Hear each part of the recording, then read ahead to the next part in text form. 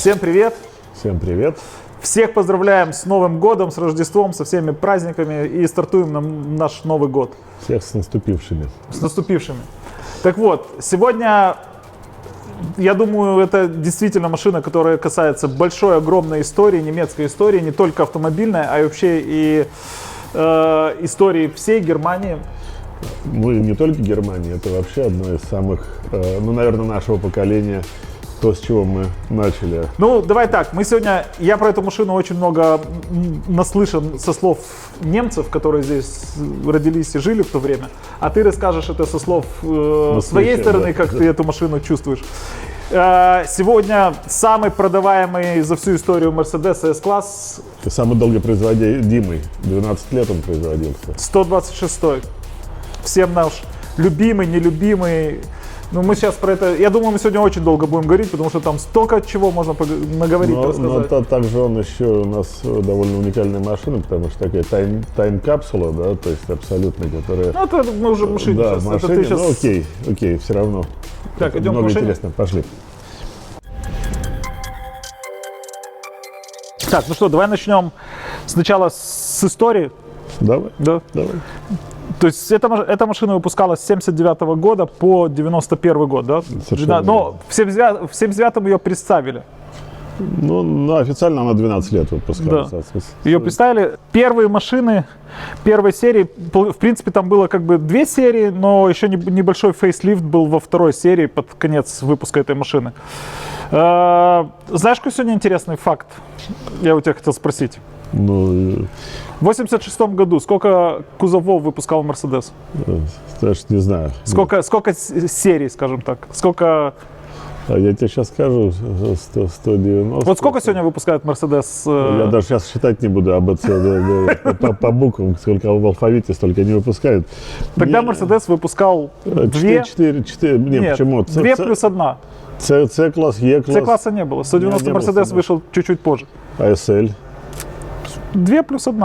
Они выпускали 124 E-класс и 126 S-класс. И не добавился, параллельно был 107 SL. SL, да. Ну и 126 выпускался в двух кузовах. Нет, я не говорю про варианты кузовов. Да. То есть E-класс тоже был купе, универсал и лимузин. А я тебе говорю про просто всего 3 бау-группы. Да. Интересно. Я не знал, что 190 не выпускался. Хотя 190 позже стал выпускаться. Да. Ну и G-класс, он цивильный стал только с 90-х годов. А до 90-го года он выпускался только для государственных организаций. Да. Поэтому и он, G-класс, это был грузовое отделение. Он не по сегодняшнее, а по 463 кузов это был грузовое отделение. Так вот, 126-й, в нем лежит столько историй. Честно, эта машина, когда вышел 140-й, естественно, он мне сильно не нравился. Ну как, не сильно нравился, а эта машина мне была уже устаревшая, скажем так. Да, нет, для 140-й вообще не существовало. Ну вот сейчас ты мне это поспорим сегодня про это. А сегодня 126-й кузов, я его вижу, наверное, одной из самой красивой классики, которая есть, потому что, хотя и ту машину делал Бруно Сака. Да. Но вот эта машина, это в Германии мы это не можем чувствовать, потому что мы родились не здесь, но я разговаривал с немцами, мне было вот интересно. То есть эта машина была символ всего. Да, вот как мы говорили, помнишь, про V100 600. Вот так 126-й Mercedes это тоже был символ успеха, символ того, что ты влиятельный, успешный, как сказать, я даже не знаю, как. Во-первых, это самый продаваемый S-класс по сегодняшний день. Их продали почти 900 машин. Да, почти 900 тысяч. Да, 900 тысяч машин. 74 тысячи было купе. Да. И 900 тысяч было вариантов. 800. 900. 890, почти 900 тысяч, там 890 чем-то. Они очень хорошо продавались в Америке, и они засветились в очень многих фильмах, как правило, злодейские или там бандиты на них ездили. Смотри, в Америке интересная аббревиатура была, которую здесь в Европе мы вообще не видели никогда, ты знаешь? Какая? То есть у нас были Ну, 280S, S. потом появился 280 SE, то есть отличались они тем, что вообще 280 Электронный впрыск. он был карбюраторный. Это первые серии выпускались с карбюратором. А потом появился SE, это значит электронный впрыск был у него, он инжекторный. SEL это уже был Long, long, да, который стал на 14 сантиметров длиннее кузова. Они чуть-чуть позже начали их выпускать. Вначале были презентированы только короткие машины. А на Америку шли SDL или Дизельные. SD. Они были дизельные. Парадокс то, что Америка тогда получала дизельные машины раньше, чем Европа. Ну, во-первых, Германия только-только вышла, ну не только, но это был выход из бензинового кризиса. Знаешь, что в бензиновый кризис в Германии по воскресеньям было запрещено ездить на своих машинах на частных? Не знаю. Да. Был в Германии был запрет на езду на машине по воскресеньям. Так вот, вот этот 280S, знаешь, что это за мотор был? Он выпускался 35 лет. 35 лет он ставился на машину. Он ставился с 51 года, с 220-го кузова Мерседеса. И закончили его ставить в 91 году. Он устанавливался еще на G-классы 280. Это карбюраторный мотор, который да, долго-долго. Потом уже он рядом просто... шестерка, по-моему. Да, он потом уже не проходил евронормы. Вот эта машина... 123 все на нем ездили по миллиону километров. Да, кстати, 126 тоже есть правительственный, по-моему, да, от Кёль. По-моему, его государственная машина прошла... Кёль, да. У него его машина была с пробегом 500 тысяч километров, на которой его возили. Эта машина, вот конкретно эта машина, это уже последняя серия, да? Это последняя серия, последний выпуск. Здесь уже два аэрбэга, это редко. Ну, я их отличаю, если быстро вот так, я их отличаю По первую пластику, серию, да. вторую по листве и по переднему бамперу, там диски и другие. И по боковые, Ну да. Этот Листва пластик вообще, называется. я его называю листва. Это первый Мерседес, который сменили хромовые бампера на пластик. И, Но вообще это вообще ее функция защита. Знал? Или ты думал для красоты? Не, ну как для красоты? Это понятно, что Да, то есть, помните, была раньше да. проблема открывания дверей, узкие Да, парковки да. и все остальное, когда начали появляться более-менее широкие машины. То есть, в первую очередь, это была вообще, листва да, для защиты дверей. Первые серии выпускались 280-е, 380-е, 500-е. 500 причем был 242 силы, потом он стал там 265 сил, и потом уже вот под конец стали делать 560, которые 300-сильные. То есть в эту машину, это одна из, наверное, немецких машин, американцы раньше начали делать, которая получила airbag. Нет, это первые машины, которые начали в стандарте вставлять с 1981 года, устанавливать аэрбэги для водителей, хотя это не было обязательным, да, практически, со второго года выпуска. И в конце уже добавили пассажирский аэрбэг. Да, и вот что касается этой машины, она практически довольно уникальна. Во-первых, это, я еще повторюсь. Но мы сейчас про конкретно эту машину поговорим позже. Мы сейчас про историю. Да, про историю, окей, про историю хорошо. глобально вообще всего 126-го. А еще один интересный факт. Хочешь, расскажу? То есть я говорил уже про успешность. Это ты рассказывал. Да, я говорил про успешность машины, это и кто на ней ездил. То есть на ней ездили все банкиры, все правительство Германии. Да. И также все диктаторы, вся все криминальная полиция. У них были специальные вот эти зондершутцфahrzeuge, которые были бронированы. Опять же, мой любимый фильм драма «Гладбах». Там они именно на этих машинах пытаются остановить этих воров. В Формуле-1 в 83 году, в сезоне 83 года, из 35 драйверов Формулы-1 20 приватно использовали 126-й Мерседес. Даже пилот BMW, который получил от BMW 745, он все равно ездил на 126-м Мерседесе, и включая Ники Лауда и других пилотов. Мы сейчас пройдем, поймем, почему. А у нее чуть-чуть, знаешь почему? Мне кажется, после «Красной свиньи» все равно у них было такое, что это машина с ноткой спорта. Да. Это лонг? Это лонг, да, и еще здесь у него было удивительный коэффициент лобового сопротивления, да, то есть там 0,38, что ли, я уж не помню. Я такие вещи не... 0,33, я уж не помню сейчас, но у него он действительно был уникальная аэродинамика для своего времени. А чего мы его сегодня снимаем? Ну, хочется покататься, проехаться Потому что на наконец. улице снег, и мы решили, что пока плохая погода, и как бы такое межсезонье, как мы называем, да, зиму, мы решили вам показать серии седанов, лимузинов. С BMW мы закрыли тему с семерками, Слава с богу. Мерседесами, слава богу, он принципиально не хотел не сниматься в этих фильмах, в этих сериях с семеркой. Пришлось Мерседес сегодня выкатить. Поэтому я думаю, сейчас мы сделаем какую-то легкую серию с Мерседесами. 140-й у нас уже кузов был. 126-й у нас тоже был. Мы его слева мы его снимали, но он был в тюнинге в спешл. Ну, 126 купе, да. Да, ну, это, да. да. А сегодня мы снимаем вот такой вот интересный седан. Ну, ты знаешь, для меня это совершенство дизайна, да, то есть те пропорции, то есть это старые, то есть начались со 111-го, да, вот эти кузова уже более-менее, которые 111-е,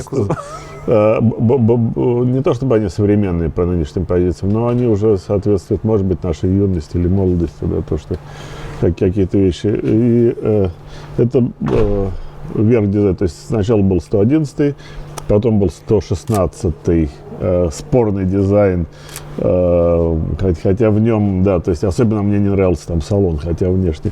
Ну и вот это вот как бы доведение вот этого дизайна, стиля до совершенства. Да, даже Ну вообще, наверное, вот это время Мерседеса, когда если мы говорим про слово Мерседес, завод и продукция Мерседеса, то, наверное, всплывают у людей в голове именно 126-й Мерседес, 124-й Мерседес, да. 123-й Мерседес серию назад тоже, да, там Да. 129-й или 107-й Мерседес, ну 107-й не так, 129-й Ну, Мерседес. понятно, что это там, Да, там. То есть это, наверное, вот все-таки, когда Бруно Сака был, да, это, наверное, золотое время у Мерседеса было. Под капотом мы ее покажем после того, как мы проедемся, потому что мы сейчас расскажем про ее состояние, ее пробег. Эта машина не реставрированная, это в оригинальном состоянии машина. Она крашеная? Есть Нет. детали крашеные? Даже нет деталей, да, крашеные? По-моему, одно крыло было крашено. Я ее сейчас не покупаю, ты можешь честно. Да, нет, одно крыло было крашено, а так это абсолютно Я почему Саша больше про эту машину знает, потому что он занимался покупкой, поиском и выбором этой машины, поэтому я сегодня, честно, эту машину первый раз выкатил из глазбокса. Я знал, что она у нас есть, я знал, что она у нас стоит, но я к ней еще не дотрагивался. Но эта машина довольно, у нее оригинальный пробег чуть больше 22, ну, около 23 тысяч, да, скажем так. Я на ней проехался 250 километров, это было совершенно удовольствие. Ты не гонял? 160, больше не шел. На самом деле это действительно практически тайм-капсула, да, она может быть не очень старая, это Young Timer, но она довольно уникальна. То есть у нее Самое уникальное в этой машине, знаешь что? Телефон. Если тебе надо будет там кому-то быстро дозвониться. Да, но здесь еще у нее стоят бустеры, которые усилители для мобильной связи, которая тогда работала не очень хорошо. А куда еще усиливать? Посмотри. Мне кажется, что он слетать может смс. Тут, по-моему, и реактивный мотор в нем стоит.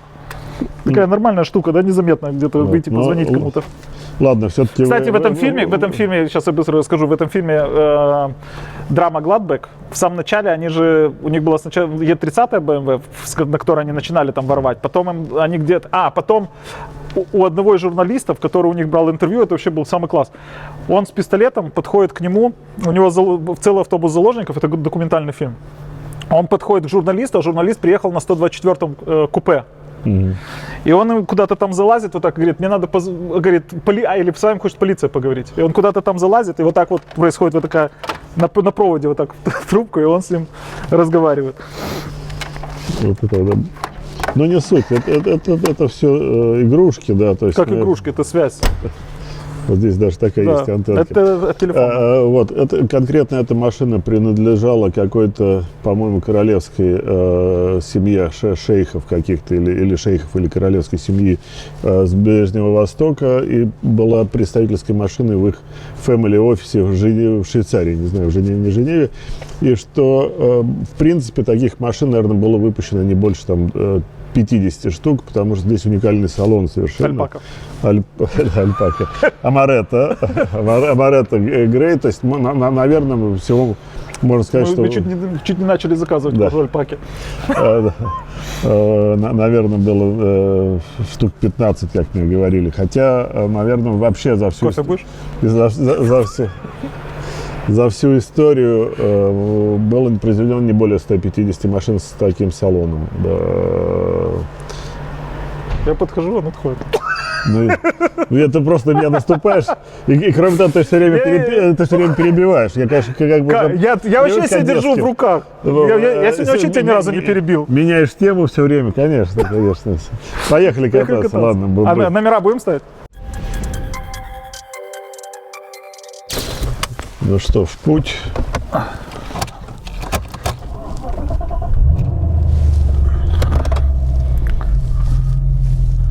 Ты пристегнулся?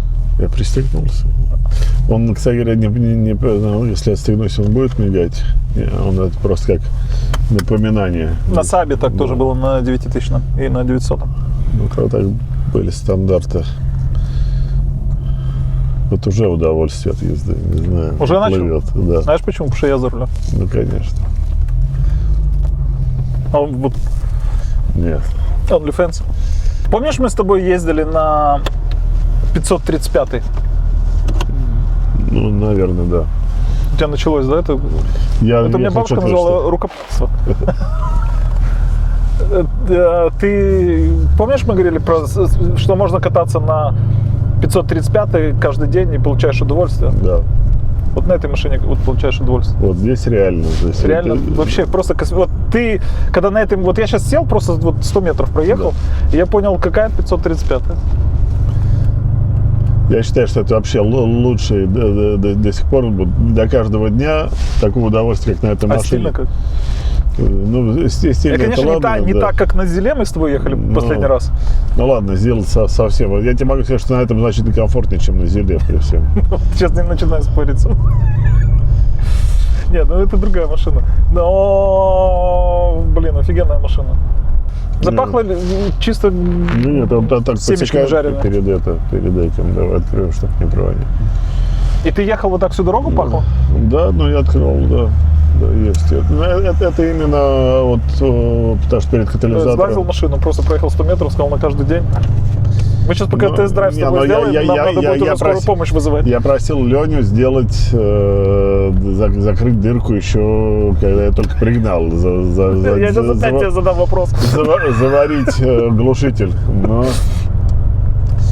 до сих пор так это. Но это, к сожалению, да, 30 лет машине. Сколько? 91. 30 лет дырки. Да, дырки немножко. Так, ладно, давай к Мерседесу вернемся. Так вот, про моторы мы поговорили, да, то есть 6 цилиндров. Кстати, они тоже, вот этот бюджетный вариант 6 цилиндрами не зря сделали. И в фейслифте он же тоже был, он только был 280. 280, да? Не помню. Я тебе гарантирую, что это не глушитель, вот гарантирую. Потекает, где-то подкапывает масло или из-под крышки, или что-то подкапывает на моторы и пахнет просто свежим горелым маслом. Не надо, пускай будет. Оно мне не мешает, мне даже нравится. Да. Просто когда загорится лампочка давления мотора, надо будет остановиться и все. Ну, не загорится, не должно быть. Ну, я надеюсь. Посмотрим, да. Вот, что, ну вот конкретно эту машину. Смотри, да. давай Да, дальше. Окей, хорошо. Мы поговорили про историю машины, то есть машина выпускалась. Но, смотри, я еще сегодня тоже говорил, с Мика разговаривал. И он говорит, они когда детьми были, и 126-й, ну, 126 это была икона, то есть они, там, где стояли, под теми домами, где стояли 126 Мерседесы, это было как символ в Германии, что все хорошо. Но он говорит, когда появился 140-й, где-то там в городе, не узнали у кого, он говорит, мы с детьми, там 10 человек на велосипедах ехали посмотреть этот 140-й Мерседес. Так вот, он говорит, что тогда уже качество 140-го все сразу сказали, что он в разы упало от 126-го. В 126-м действительно делали высокие качественные материалы. И это знают абсолютно все. И вот эта машина, это и есть слово качество, немецкое качество Мерседеса. Сегодня, то есть на выпуск прототипа немцы всегда тратили 7 лет. Сегодня Китай тратит 1 год. Немцы продолжают тратить 6 лет, 7. Сейчас они пытаются сделать, как бы убрать фейслифт тему, да, они хотят сделать, что каждые 3-4 года новая модель, но без китайцев у них это не получится.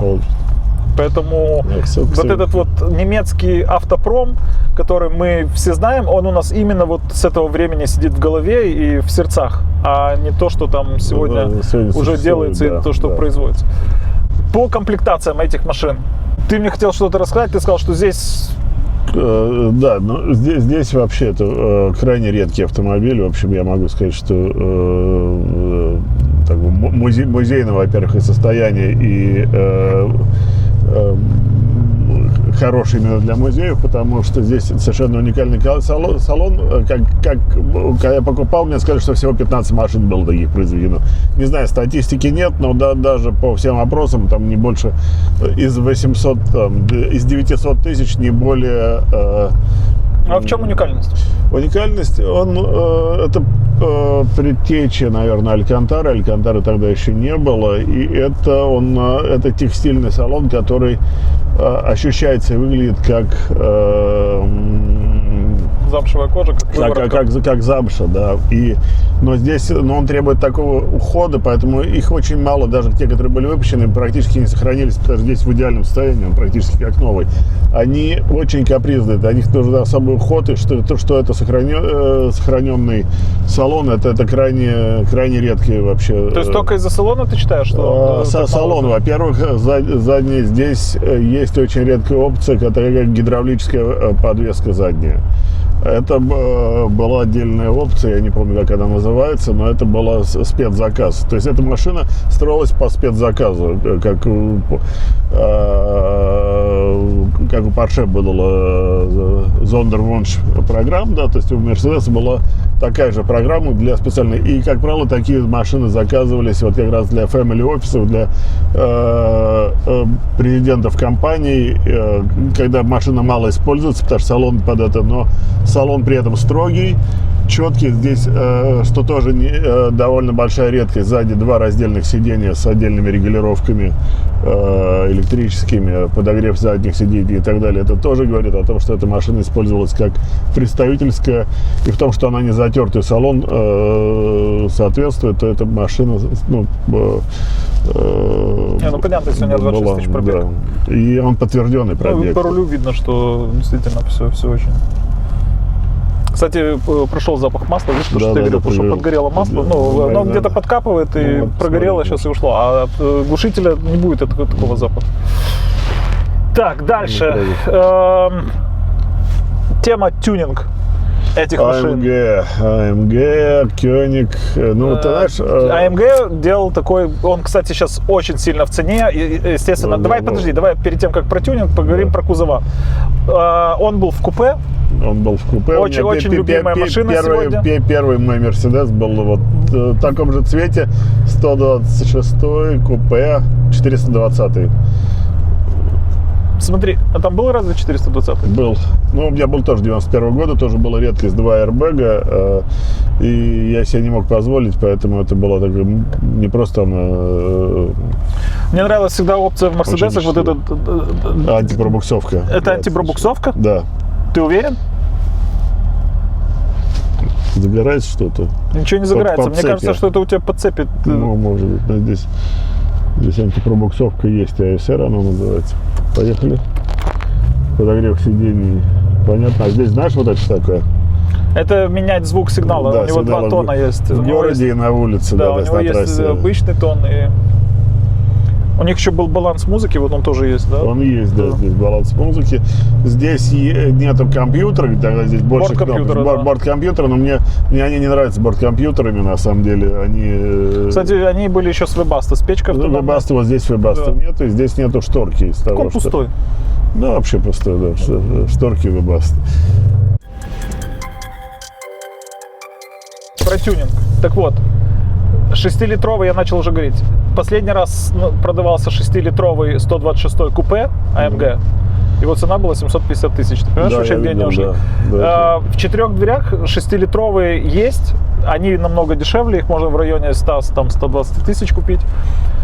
Второй тюнинг, который я считаю для него, это Koenig Special. Koenig Special.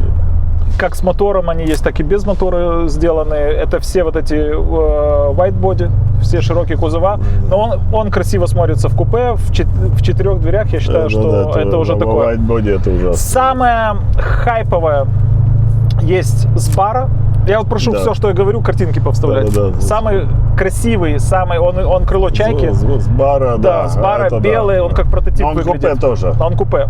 Он тоже купе, самый интересный, самый хайповый это SGM, которые делали тоже крыло чайки. Было сделано 6 машин. И пару лет назад в Париже на аукционе продавалось сразу же 2 или 3 машины было, по-моему, от них. Они сегодня стоят тоже под 500 000 эти машины. Самый интересный седан это был от ABC эксклюзив, который назывался 1000 SL. Помнишь такую машину? Да, был. Да, причем она есть там в версии, где она с золотыми ручками внутри, со всеми делами, с питоном кожи и все эти вещи. Это тоже очень интересно. Ну и были еще другие тюнеры, их там, это же 80-е, 90-е годы. Это расцвет. Когда там тюнинга, все тюнячили все, что хотели. И сегодня, кстати, очень сильно в теме и в моде эти машины опять. Есть коллекционеры, которые собирают вот этот весь тюнинг 80-х, 90-х. Я считаю, что это очень-очень такие интересные вещи. Про тюнинг поговорили?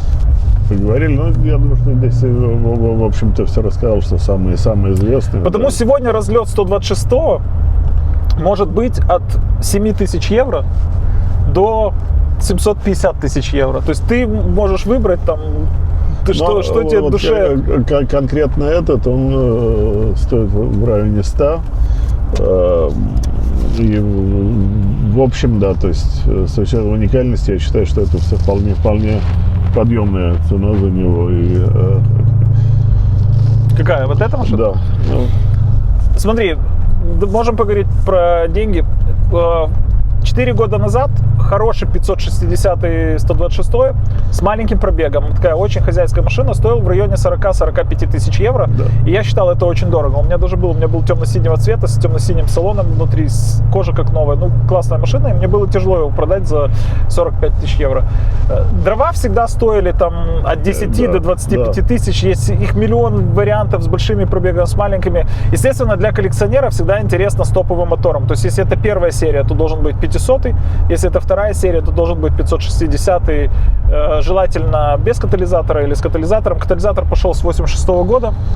Но на европейский рынок, мне кажется, я не знаю, там, по-моему, какие-то были споры долгие, они чуть ли не все идут с катализатором с 86 года. Ну да, здесь есть катализатор, например, вот про это, да, но в Америку шел отдельный катализатор, поэтому он... Ну да, с Америкой всегда другая была у них сразу мощность, да, у них, они менее мощные.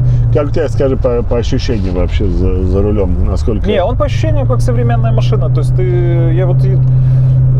ну как, понятно, это не Maybach 223, а я думаю, что, скажем, с 90 по 2000 или, наверное, даже по 2010, то есть эта машина абсолютно актуальная по езде. Да она и сейчас актуальная, то есть я думаю, сейчас выйдем на автобан, проедем.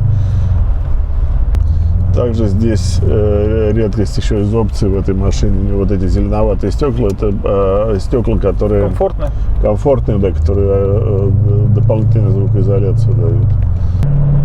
Я не знаю, будем его газ в пол сегодня? Ну нет, лучше не надо. Почему?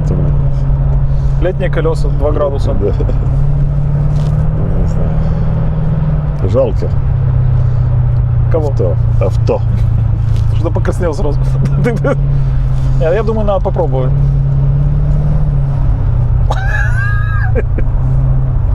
Не смотрите. А? Смотрите. Но на этой машине, честно, ну если бы сухо было, можно было бы, конечно, попробовать быстро, но она не провоцирует. Не располагает. Они именно ездить и получать удовольствие, о чем-то думать. Вот мы сегодня обсуждали, знаешь, какая тема интересная, что я уже сказал, да, что в 86 году Mercedes выпускал всего 3 кузова. BMW выпускали 4 кузова.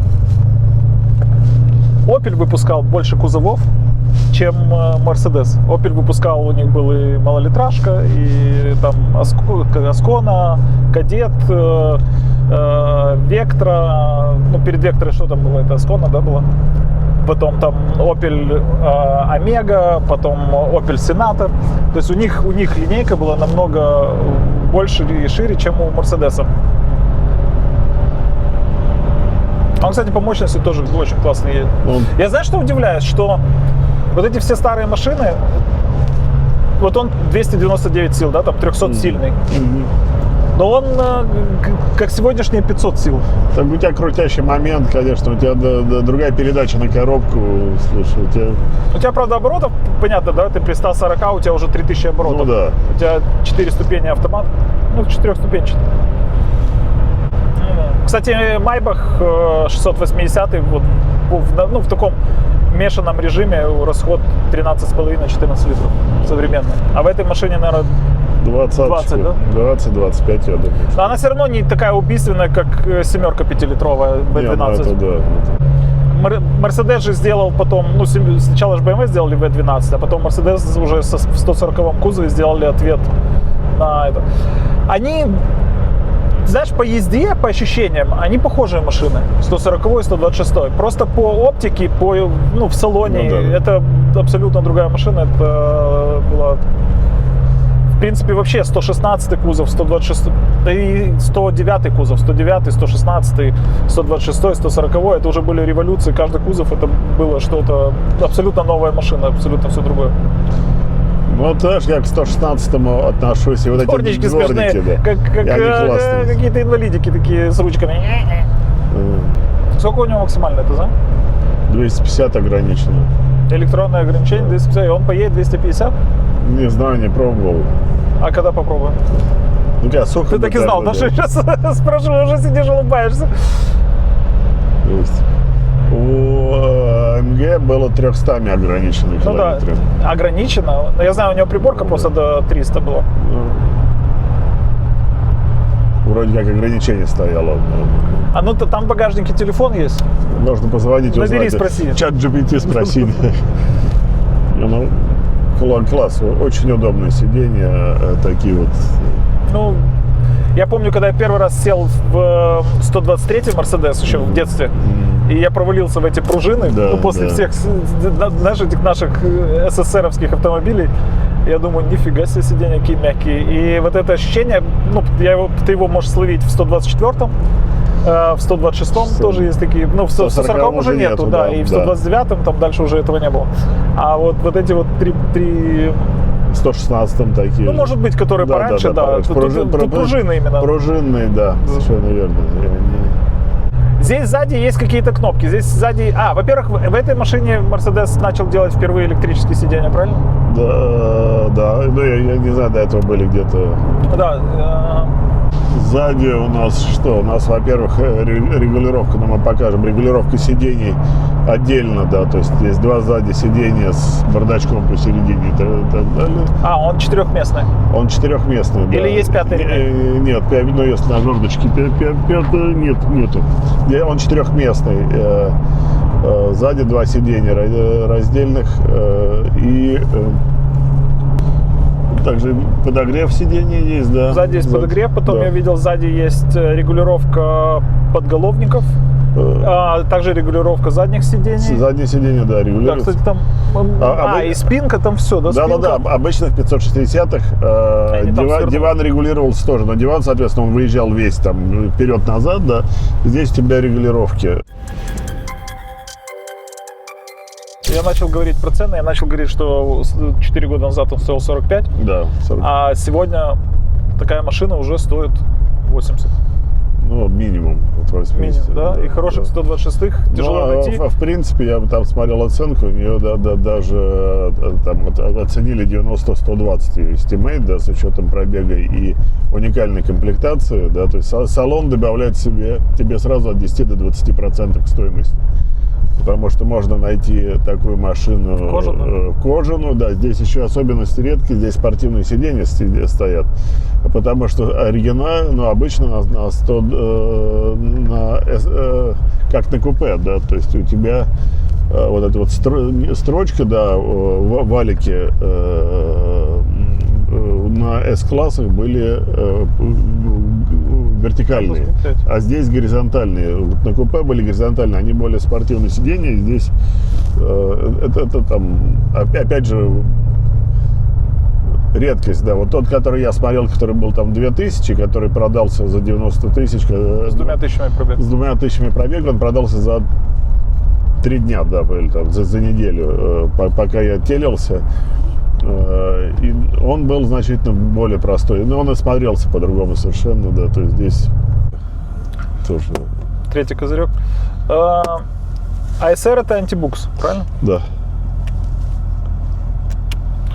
Это там SRS это airbag. SRS airbag, ASR. А, кстати, SRS это... знаешь, что такое SRS und airbag? Нет, что? Почему на всех машинах называется airbag, а на Мерседесе SRS? Нет, почему? Ну, это именно запатентованная система airbag Мерседеса, которая завязана с ремнями. У тебя здесь впервые были подтягивающие ремни, да. То есть и вот это вот, это не просто airbag, а это именно система безопасности, которая запатентована была Мерседесом. Так, Леня, что ты скажешь по поводу этой машины? Мы можем с Леней, как с Леней разговаривать. Ну да. Лео. А Лео сегодня молчаливый, он вообще ничего не рассказывает, слушает только. Редкость. Да. Редкость. Или мы можем, знаешь, как в пальто садить его, ну такое пальто, шляпа, очки. Да. И... Слушай, очень удобное сиденье, регулировки подушки вверх-вниз, вперед-назад. В принципе, здесь удобно. То есть эта машина может быть под шофера? Да, она и сделана под шофера. Я тебе могу сказать, что сзади отлично у нее. Но этим же всегда отличались... И здесь в этой вот эти пепельницы, да, старые, здесь курили в машине. Вот сволочи. Потому что пепельницы... Вот эта машина, ты садишься, она все равно дает тебе эмоции. Да, да. Да, то есть как бы вроде бы обычный S-класс Mercedes, да, но там на сегодняшний день там ничего такого особенного. Тебя удивляет, что машина, он какого года, 91-го? 91-го, да. Да, тебя удивляет, что машина 91-го года тебе дает удовольствие от езды. Что ты не чувствуешь никакой дискомфорт в чем-то. То есть вот почему сегодня больше, скажем, там, ну не то, что коллекционеры, ну можно и коллекционеры, любители машин покупают то, от чего ты можешь получать сегодня удовольствие за рулем. Да. Потому что, ну, если ты сядешь там на 109-й кузов, но он другой совсем. Конечно, да, конечно. Даже 116-й кузов, он уже тоже другой. А эта машина очень приближенная к современным машинам. Это верх аналоговой технологии. Дальше уже пошли ну, еще 140-й уже там, такой ни рыбы, ни мяса. Я вообще 140-й ненавижу, если честно. Я считаю, что это самый некрасивый Мерседес, который вообще они могли сделать. Прямо вот так? Да. Вот он мне с первого раза, когда я его видел, это бочонок с маленькими окнами, пузатый, ну какой-то вот... На маленьких ножках? Ну да, что-то в нем... Хотя они там поизгорялись уже, торпеды, кожей обшивали торпеды, здесь еще пластик. Но пластик высочайшего качества. То есть, ну да, сегодня такого пластика нет ни в каких машинах. Сейчас они делают дешевый пластик и... Ну, тогда этот пластик тоже выполнял функцию безопасности. Да, он был как... Эти задние переходы окон, все.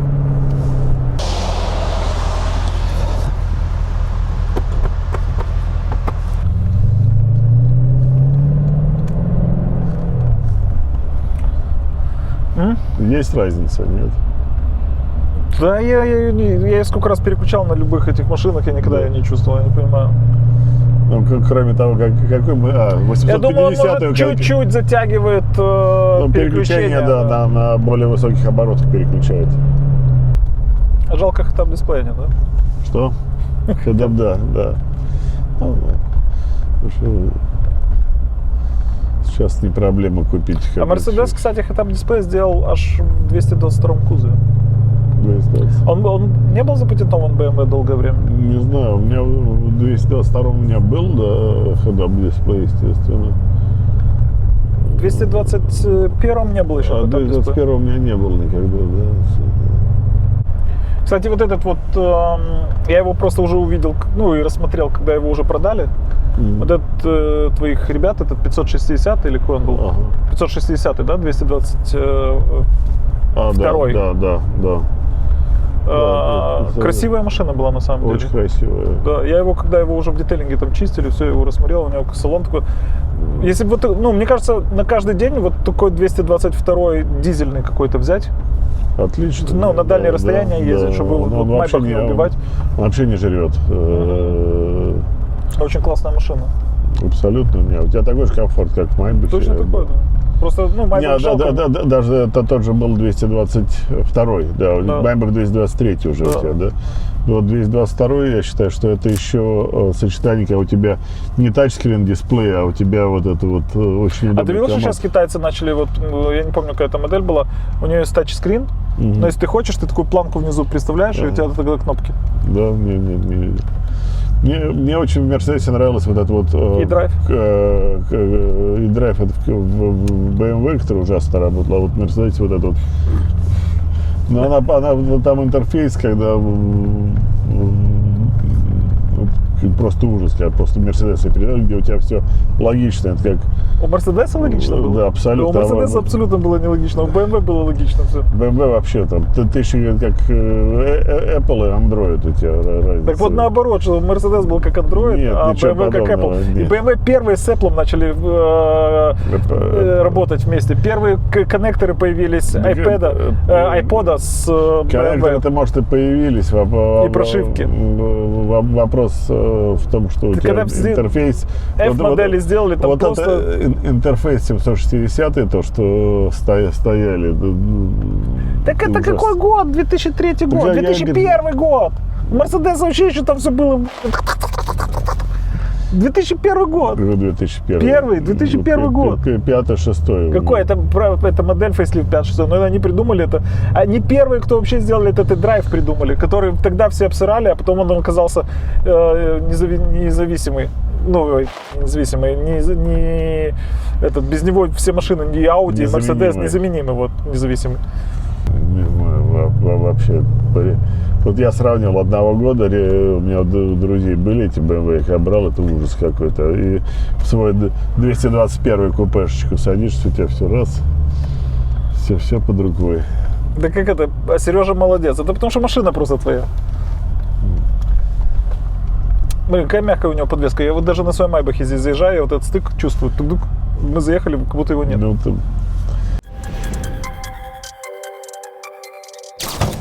А знаешь, что еще? Стоп! Джонни, иди сюда. Наклеечку ты видел на стойке? Да, видел, конечно. Это наклеивали раньше в сервисной книжке. У тебя есть наклейка, которая показывает, когда ты последний раз проходил инспекцию на Мерседесе. Так вот, то, что сегодня показывает компьютер, да, дисплей, ты можешь видеть. Так вот, здесь наклейка 20 тысяч. Раньше было... раз в 10 тысяч, да, правильно, инспекция делалась, да. А не по возрасту. Это потом маркетологи придумали, что надо делать каждый год. На спортивных машинах на некоторых раз в 2 года. Ну что, вот он. И посмотри, вообще здесь состояние. Это машина, которая без детейлинга. Да, и вот я хочу показать, вот гидроподвеска, это отдельный был заказ, то есть это дополнительная функция, которая сделана по спецзаказу делалась. То есть эта машина собрана действительно под непосредственно клиента, она не пакетная никакая. Мне кажется, что ты заливаешь. Альпака. Ну что? Ну что, я получил удовольствие от езды. Надеюсь, что ты тоже.